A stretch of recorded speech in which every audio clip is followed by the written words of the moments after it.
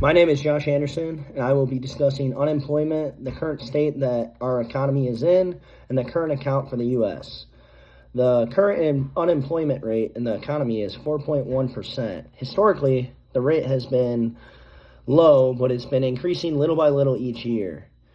Circumstances that led to this is a high demand for labor, the recovery from the pandemic of COVID-19, and low interest rates. The current rate of economic growth, also known as GDP, gross domestic product, is around 3%. This is healthy for the economy because it is currently in an expansion for our U.S. economy. It is in an expansion phase, and that leads to more money flow within the U.S. economy, which generates more revenue, which leads to more opportunities within the economy for people.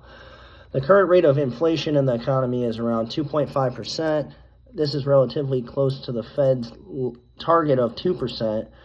It is healthy and in a good place for the economy. The Fed could assess the situation and make tiny adjustments if needed to the interest rates, which will stabilize prices within the economy, make things cheaper, or make them more able for people to buy them or trade or deal within a business. The Fed could always raise interest rates to slow down economic activity. That's only if it rises above the target of 2%, and then the Fed could lower interest rates to stimulate the economy and encourage spending, and that's if it's below the target of 2%. The current account is a variety of trading of goods and services.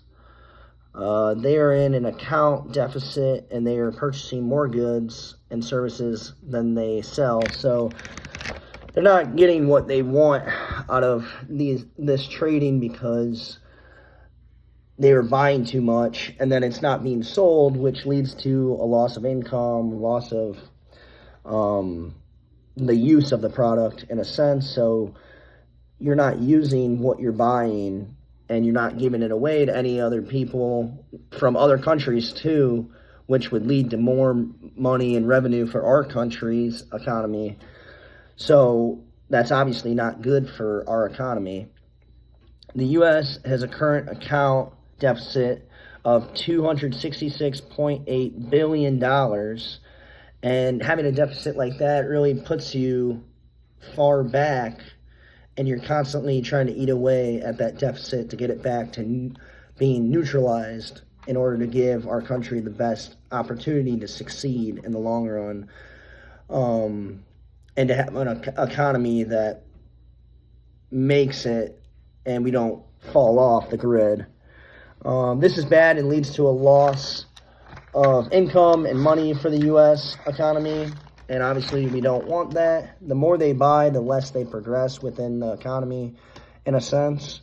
So the more money that's not coming in, the more pressure it puts on our economy to spend less on getting products and from other countries or buying too much, because then we're in this sense of where we need to buy enough, but make sure we don't buy too much, where we lose money and then our economy regresses in the type of situation that we put ourselves in.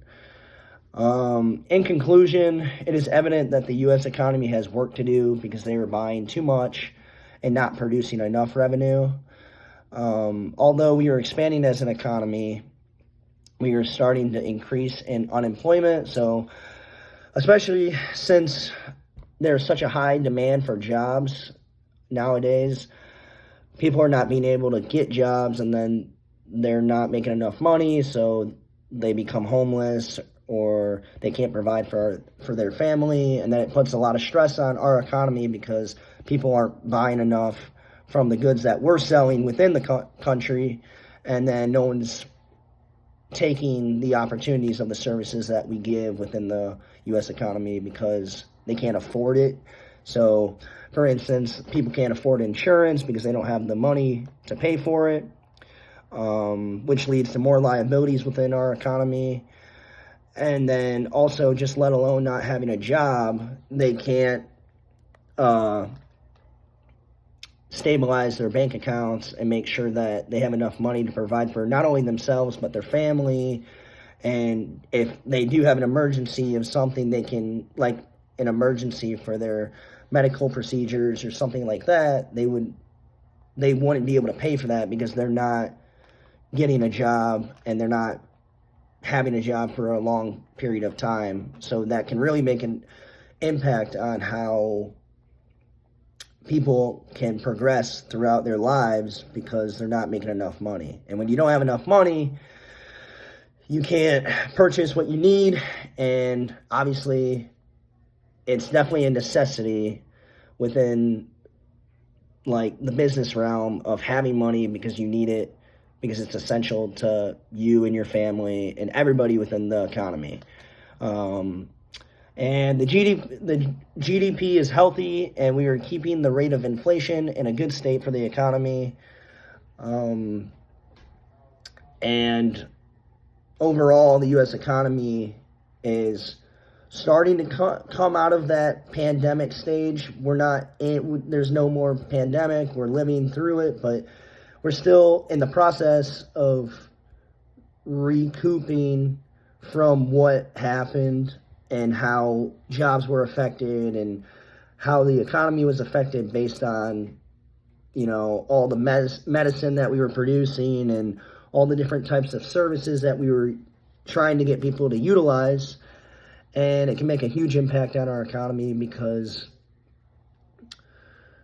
the more we lose money, the less we are able to get through those tough times, and our economy can struggle, especially when you compare it to other economies for other countries. And we want to also make sure that we maintain that power and stability over other people's countries. So thank you for your time, and that was about the U.S. economy.